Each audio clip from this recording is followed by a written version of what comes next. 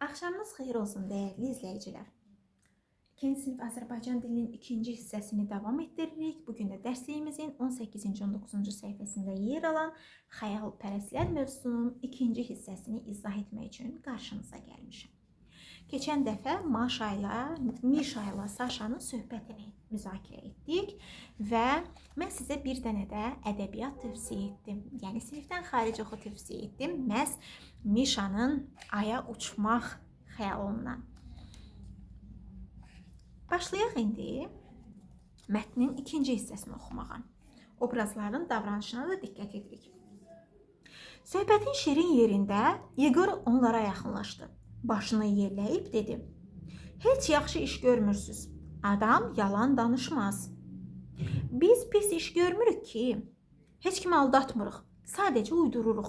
Elə bil nağıl danışırıq." Nağıl? Əcəb məşğələ tapmısınız. Sən elə bilirsən nağıl uydurmaq asandır. Birini uydur görək. Igor çox təəccübləndi. Bir dəfə məni it dişləyib. Baxın, izi də qalıb. Uşaqlar Igorun qoluna baxıb dedilər: "Doğrudan ha, izi də qalıb. Bu ki nağıl olmadı." Igor mızıldadı: "Siz boş-boşuna uydurursunuz. Bu uydurmaların heç kimə faydası yoxdur. Mən isə elə uydururam ki, mənə xeyri dəysin." Necə yəni xeyri dəysin? Dünən atamla anam evdə idi. İra da yatmışdı. Mən bir qab mürəbbə yedim. Anam soruşanda dedim ki, İra yeyib. Mən də, axı mən indi buradayam. İra isə cəzalıdır. Oynamağa çıxa bilməz. Necə? Sənin əvəzinə balaca bacın cəza çəkir? Saşa və Mişa İraya baş çəkmək istədilər. Yolüstü dondurma almaq qərarına gəldilər. Pulları bir dondurmaya çatdı. İgorgilin evinə çatanda İra pəncərədən baxırdı. Onun kefi yox idi. Mişa dondurmanı ona uzatdı. "Al, sənin üçün almışıq." "Bəs siz özünüz yemək istəmirsiniz?" "Biz çox yemişik. Düz bir vedrə." İra gülümsünüb dedi: "Siz həmişə uydurursunuz. Bir vedrə dondurma yemək olmaz. Boğazınız ağrıyar." Saşa əli ilə göstərib dedi: "Olar. Bizim vedrəmiz çox balaca idi. Bax, bu boyda." Uşaqlar onun sözlərinə doyunca güldülər. Gördüyünüz kimi çox maraqlı bir mətnlə tanış olduq dəyərli dostlar və mətnin də təbii ki oxusunu həyata keçirdik. A tapşırığını hissəli şəkildə də oxuya bilərik. Obrazlar arasına bölüb oxuya da bilərik və yaxud da ki bir hissəsini bir şagird, digər hissəsini başqa şagirdlər tərəfindən də oxuya bilərik. Və oxuduğumuzu, anladığımız qənaətinə gəlmək üçün, qavrayıb qavramadığımızı bilmək üçün B tapşırığından etibarən başlayırıq mətnin tapşırıqların davamına. Deyir ki, Igorun hərəkətinə münasibət bildirin. Mişa və Saşanın uydurmaları ilə Igorun uydurması arasında nə fərq var? Baxın, tapşırıq vasitəsilə bu mövzu, məhz bu tapşırıq vasitəsilə şagirdlər obrazları təhlil etməyə başlayırlar. Onların hərəkətlərini müzakirə etməyə başlayırlar. Belə ki, kim daha doğruydu, kiminki xəyal idi, uydurma idi, kiminki yalan idi və beləcə onların xarakterləri haqqında da məlumat bölüşmüş olurlar. Obrazların hərəkətini təhlil etməklə düzgün nəticəni çıxarmağı bacarmalıdırlar ki, şagirdlərdə bir sıra əxlaqi dəyərlərin formalaşmasına bu cəhətləri müsbət təsir göstərsin. Beləcə, biz bu tapşırıqdan yola çıxaraq o qənaətə gələ bilirik ki, əslində Mişa ilə Saşa yalan danışmırlar. Sadəcə onlar xəyalpərəstdirlər. Burada yalan danışan Igor özüdür. Çünki özünün etdiyi bir yanlışı bacısının üzərinə atıb, yalan danışaraq bacısını günahlandırıb və onun çəkməli olduğu cəzanı bacısı çəkməli olur. Keçək C tapşırığına dəyərli dostlar. Müəllimin oxuduğu yalançı çoban mətnini dinləyin. Çoban obrazı ilə Igor obrazı arasında oxşarlığı müəyyənləşdirin. Gəlin, mən sizə Çox kiçik, çox qısaca Yalançı Çoban nağılını danışım. Hansı ki, bunu məktəbdə müəllimləri şagirdlərə, yəni övladınıza üzdən oxu şəklində mütləq nəql edəcək, çatdıracaq. Yalançı Çoban verilən mətnin içində olan dinləmə mətni olduğu üçün mən indi onu sizə oxuyacağım, siz də diqqətlə dinləyəcəksiniz. Yalançı Çoban. Ucqar dağ kəndində bir çoban yaşayırdı. O, hər gün səhər kənd cəmaatının qoyun quzusunu yığıb otarmağa aparır, bütün gününü qoyunlarla keçirirdi. Bir gün çoban həmişəki kimi sürüsünü otarırdı. O çox darıxırdı. Ətrafda kəlmə kəsməyə bir adam yox idi. Qoyunlar da danışa bilmirdi ki, onlarla söhbət etsin. Axırda çoban qərara gəldi ki, kənd cəmaatı ilə zarafat etsin. Kəndin yaxınlığındakı təpənin üstünə çıxıb var gücü ilə qışqırdı. Ay cəmaat, köməyə gəlin, sürüyə canavar girib. Kəndlilər onun səsini eşitdilər. Kimisi əlinə yaba, kimisi də balta alıb otlağa tərəf qaçdı. Gəlib gördülər ki, canavar zad yoxdur. Çoban çomağını əlinə alıb aldatdım deyə oynamağa başladı.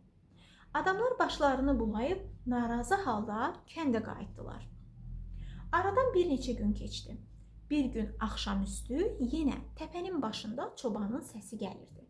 Ay aman, imdad, canavar qoyunu apardı. Adamlar yenə əllərinə keçəni götürüb təpənin o tayına qaçdılar. Çoban yenə gülə-gülə onları lağa qoydu. Bir müddət də keçdi. Günlərin bir günü çoban yenə qoyunları otarırdı. Birdən meşədən 3 canavar çıxıb sürüyə hücum etdi. Başladılar əllərinə keçən qoyun quzunu parçalamağa. Çoban gördü ki, canavarlarla bacarmayacaq. Kəndə tərəf qaçıb qışqırmağa başladı. Ay cəmaat, qoymayın, canavar sürünü qırıb qurtardı. Kənd cəmaatı həyət bacada öz işi ilə məşğul idi. Adamlar səs gələn tərəfə baxdılar, ancaq heç kim yerindən tərpənmədi.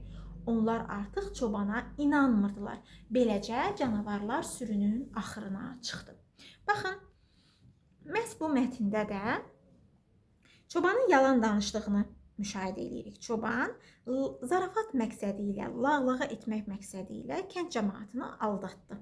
Yəni yalan danışdı. Beləliklə etibarını itirdi. Artıq kənd cəmaatı ona inanmırdı. 2 dəfə yalan danışdığına baxmayaraq, 3-cü dəfə bu hadisə real şəkildə baş verdi. Həqiqətən də sürüyə canavar darışdı və onu parçalamağa başladı.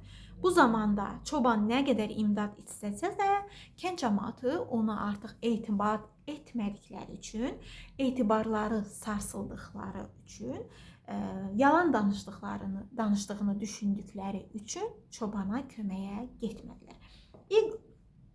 Bizim hekayəmizdəki, dərsliyimizdəki hekayədə İqorun etdiyi hərəkəti bir növ burada yalançı çoban da etdi. Yəni İqorun hərəkəti çox yanlış hərəkətdir. O yalançılıqdır, aldatmaqdır. Doğru bir hərəkət deyil. Amma Mişa və Saşa isə sadəcə xəyalpərəst uşaqlardılar. Onlar maraqlı xəyallar qurmağı, fərqli xəyallar qurmağı sevirlər. Keçirik C tapşırığına dəyərli dostlar. C tapşırığına keçməmişdən əvvəl yaxşı olar ki, mənim oxuduğum bu mətndə baş verənlərlə bağlı övladınızla müzakirə aparasınız dəyərli dostlar. Nağılı necə adlandıra bilərlər, niyə elə adlandırmaq istəyirlər? Çoban xəyalpərəst idimi, yoxsa yalançı idimi? Çobanın davranışlarını necə müşahidə edə bilirsiniz? Bu kimi suallarla övladınıza müraciət edə bilərsiniz. Daha sonra keçirik təbii ki, C tapşırığına, C tapşırığında deyilir, C tapşırığına üzr istəyirəm. Aşağıdakı plan əsasında İqora məktub yazın, ona səhv hərəkət etdiyini izah edin. Əvvəla salamlaşacaqsınız, məktubların yazılma qaydası budur. Daha sonra özümüzü təqdim edəcəyik, yəni biz kimik, mən kiməm. Məktubu yazmağımın səbəbini qeyd edirəm, İqorun hərəkətinə münasibətimi bildirirəm, daha sonra məsləhət verirəm. Ümid və arzularımı qeyd edib, ən sonda sağollaşıram. Məktubu yaxşı olar ki, siz özünüz fərdi şəkildə yazasınız, kömək almayasınız bu məsələdə. Deyə bilərsiniz, məsəl üçün, mən öz adıma deyim. Salam, mən Sevincəm. Səninlə eyni sinifdə oxuyuram. Mənim də 8 yaşım var. Bu məktubu yazmaqda məqsədim odur ki, sənə xəyalpərəstliklə yalançılıq arasındakı fərqi öyrədim. Mən bir hekayə oxudum. Orada Igor'un çox yanlış hərəkətləri var idi. Özü oğurluq etdiyi halda icazəsiz bir şeyi istifadə etdiyi haqda məlumat verir, lakin anasına, atasına, valideynlərinə bunu özünün yox, bacısının etdiyini bildirir. Və beləcə anası, atası onu yox, bacısını cəzalandırır. Mənə görə Igor'un hərəkəti heç doğru hərəkət deyil. Çünki onun səhvinə görə bacısı cəzalanır. Mən tövsiyə edirəm ki, bu da məsləhətlər bölməsidir. Tövsiyə edirəm ki, Igor öz hərəkətləri ilə bağlı daha yaxşı düşünsün. Səhv elədiyini anlasın və bir də bunları təkrarlamasın.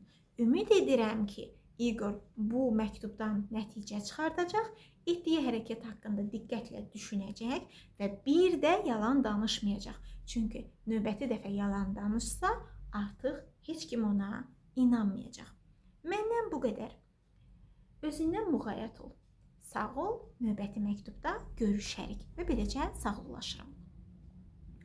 Igor'a məsləhət üçün aşağıdakı cümlələrdən istifadə edə bilərsən. Baxın, məktubdakı bu cümlələrdən, daha doğrusu bu cümlələrdən məktubda istifadə etmək olar.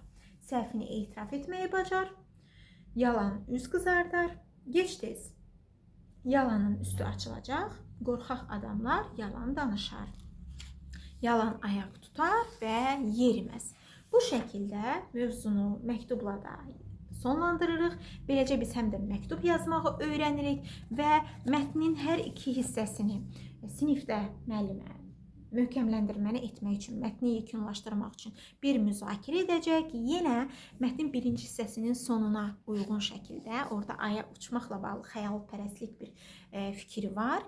Məhz həmin xəyalpərəst düşüncələri daha da dərindən yaşamaq və təbii ki, ayla, ayın görüntüsü ilə, ayın ətrafındakı planetlərlə bağlı məlumat almaq istəyirsinizsə, 5-ci sinif şagirdimizin yazdığı xəyal məhsulu olan Samanyolu Səyahəti kitabını əldə edib oxumağınızı istəyirəm.